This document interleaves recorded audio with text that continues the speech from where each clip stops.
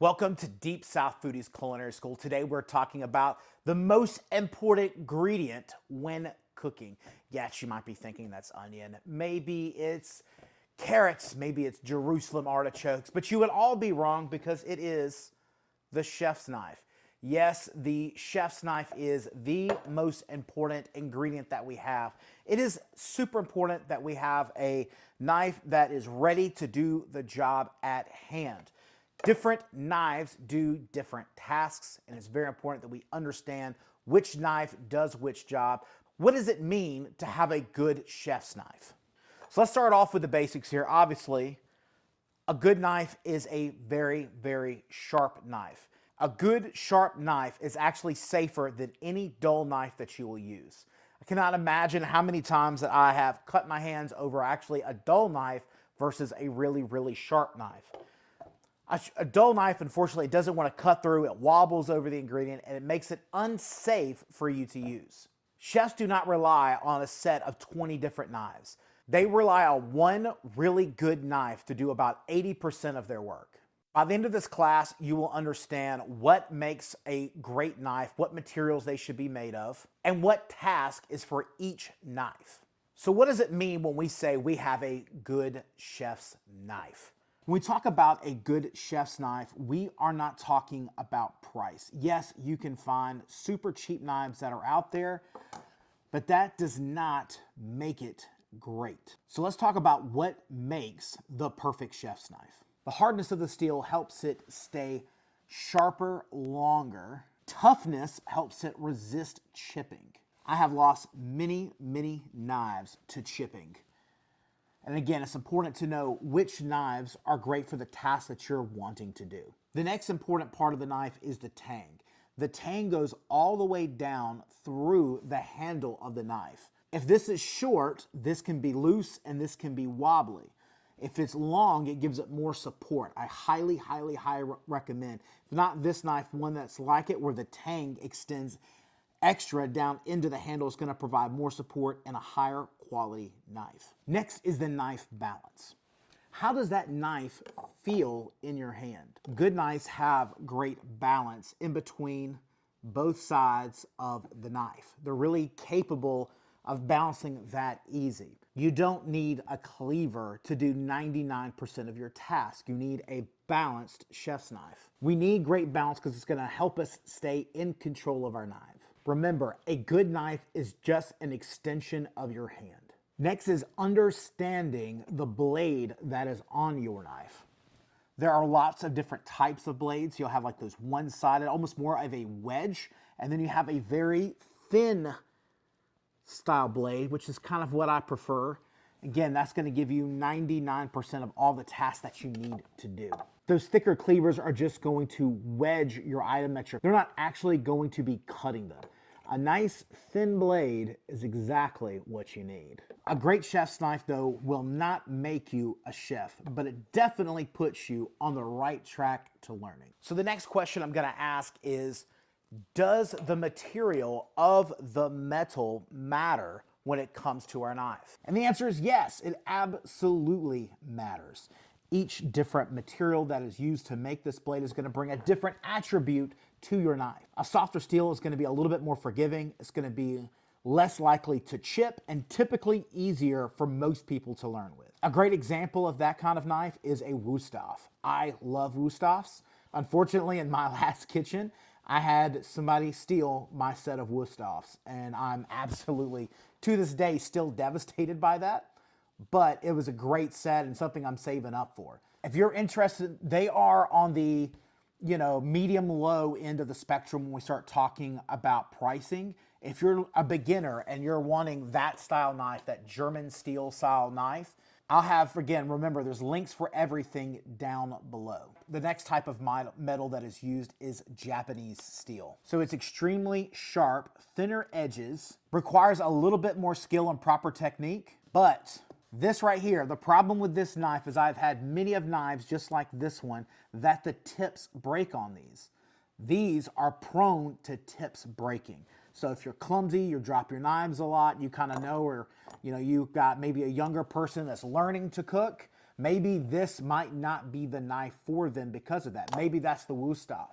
But if you're like, you know what, I want sharp on sharp on sharp, and I'm super careful with my knives, then this knife right here is going to be perfect for you. The next knife on our list is carbon steel. It's carbon steel. It's incredibly sharp, but it rusts very, very easily. So it's more for enthusiasts and pros and the people who are going to be very active in using that knife. The last metal that's used in knives is stainless steel. Now, stainless steel it's lower maintenance, it's less likely to rust. It is more user-friendly than most knives because you can go out there and get that cheap little grinder and grind on it. However, this does not provide the blade quality, the strength, sharpness of the blade that is going to be long-term. This will be dull. Even if I bought it brand new today, it'll be dull in 2 weeks. This does not get me where I need to be as a foodie. I highly recommend 2 different sets of knives. I'm always going to recommend Wusthoфs and Shuns. And again, it's by your preference as to what kind of knives that you want. They're generally about the same price. Remember, there are links below for each of those as a great way to pick up a new knife. Again, these are knives that are tested. They're tried and true. Every chef around me, every chef in the country is going to, for very beginners, they're going to recommend 2 knives. They're always going to say Shuns and Wusthoфs, and there's a reason for that. So ultimately, yes, the material that we use to make this blade does matter. So let's talk about our different styles of knives next so we understand which knife is for which task. The first knife is tried and true. Of course, it is the long-standing basic chef's knife. It's known for having that perfect keel right here, a good handle, and again, typically between 8 and 10 inches long. This is the workhorse. This one will do 80% of the work. If you can only buy one knife, this is the one that I recommend. Get an 8 to 10 inch chef's knife. It'll go a very long way. Next is the santoku knife. I do not currently use one of these, but it is a great knife. Again, for those who are wanting to get into vegetable prep and things of that nature. I don't find it necessary to have one, but it's always kind of cool to say that you have one in your back pocket. It's a great flex, I guess, amongst foodies to kind of have this knife. But for me, I don't find the extra expenditure really worth it. Next is the paring knife. And now again, paring knife is used for a couple tasks to maybe clean mushrooms. It's really to do those smaller tasks that you've got to do in the kitchen. It is probably my second or third most used knife outside of my 8-inch chef's knife, with a close second to one we'll talk about in just a minute. I have 2 of these. I have one that is a Shun. That's been my absolute baby. And then there's this one for those who are wanting to buy maybe a little less expensive one. Again, I highly recommend having a pared knife to do those little petite tasks like stripping away mushroom tops or cleaning a task, decoring a tomato, those things of that nature. You don't want to be grinding in there with a giant knife. Make it look like a hacksaw murderer. Next knife is the serrated knife. This is actually, a lot of people try to use this for meat. This is not a meat knife. This is a bread knife. Notice those nice, big, long striations there. Those are perfect for cutting through nice baguettes that are super, super crispy, or maybe breaking through the top part of a Wellington, but it is not for slicing through the meat. This grinds and chews up the meat, opens up all the cells, and will make your meat dry. This is for cutting bread only. Next is the boning knife. Boning knife is a very important part. This is probably my second most used knife. I believe probably even more so than the paring knife. This is probably the most important knife outside of my 8-inch chef's knife. Now, I have 2 different versions of this knife. I have this one right here, which, again, we talk about cheaper steel, right? See how that bend is? We just got done butchering a whole hog over the weekend, and this bad boy did a lot of work, and you can see it got a little overused there. And again, again, we're talking about stainless steel knives and how cheap they are. That's kind of what you get.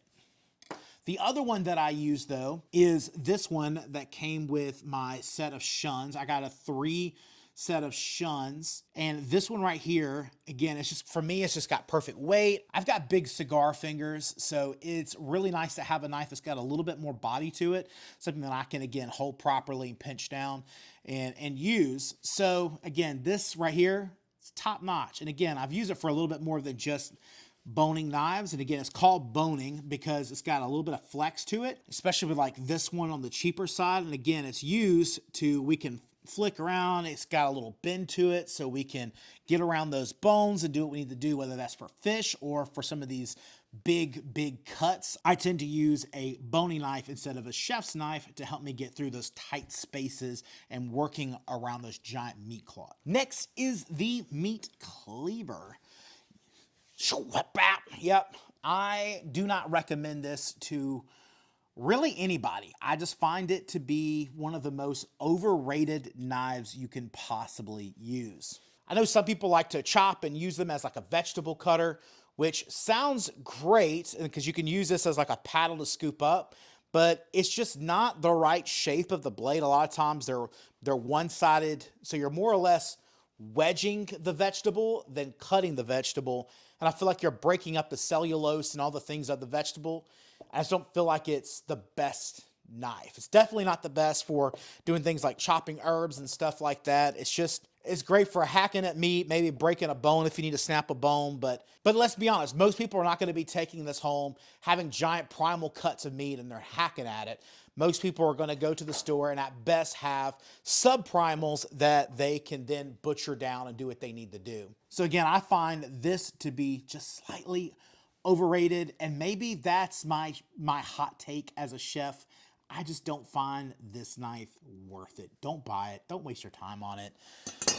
It's just a giant paperweight, and yeah, it's good for 5 minutes. Maybe you go into your local Asian market and you see it on the shelf and you just got to jump on it, but it's not worth it. Even if it's only $15, it's $15 you could spend on some other really cool gadget. So again, you do not need 15 different knives to help you. Yes, I'm sure if you go into my different knife boxes, I've got a couple different knives in there, but I really only rely on 3 knives. So if I had to say, these are the 3 knives that you need to do this course, I'm going to go with again, the chef's knife. Again, I believe this one is an 8 or 9 inch shun, followed by the boning knife. And then I would finish that up with a paring knife that you can use. And again, if you go to the shun set in the descriptions down below, that'll give you a full set of shuns, so you don't have to have the one cheap one. You'll have all 3 shuns. So quick care tips for our knives that I think a lot of people get wrong. First off, these should never, ever, ever, ever go in the dishwasher. High heat, absolutely. One, it ruins the sharp blade. But if you're like me, I like the aesthetic of those wood handles. It will absolutely wreck your wood handles. Don't do it. Always, always, always hand wash your knives. A little bit of Dawn soap, a little bit of water. Next, dry immediately. The last thing you want is to have rust on your knives. Next is to store properly. Make sure that you have a spot where they can hang up and be safe away from other people's fingers.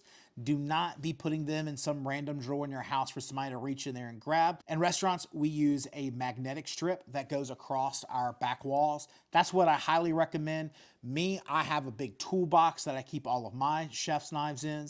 Keeps them separated out so kids' fingers aren't sticking their hands in there. And this will make sure also that not the average person maybe is going over there using it and hacking off a finger. So homework for you students is to go take a look at your knife set and see where you're at.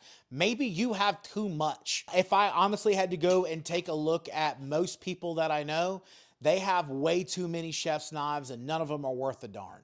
But again, do you have the one knife that you can use, your go-to that is sharp, it's set, it's ready to go?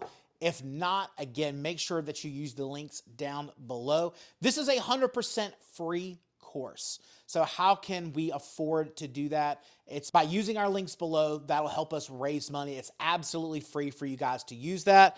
You can go and purchase these. We get a small percentage of the sale. If you would like to donate to the channel, there's also super gifts and anything like that. If you feel like, hey, These courses are amazing. I think that we should pay for them. There's a way that you could donate to the channel. We have had those people in the past. So again, if you're always more than welcome to donate, it helps makes these things fun, worthwhile. We spend all that money on developing the very next episode. So thank you so much for being here. Thank you so much for the support. But now we got to get ready because episode 2 of knife skills and understanding that chef's knife is next. We'll see you there.